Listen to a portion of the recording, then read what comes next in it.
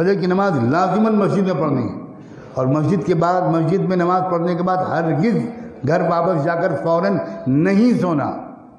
اس سے زیادہ منحوس عادت اس چھت کے نیچے نہیں ہو سکتی۔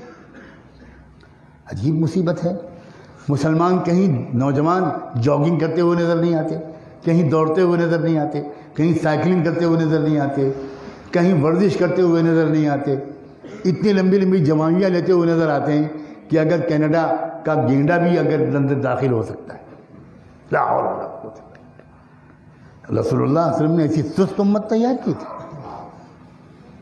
فجر کی نماز کے بعد تھوڑی تلاوت کر لو، اس کے بعد دوڑو، سائیکلنگ کرو، ورزش کرو، فزیکل فٹنس پر زور دو۔ اللہ کے رسول صلی اللہ علیہ وسلم کمزور مومن کو دیکھ کر خوش نہیں ہوتے تھے۔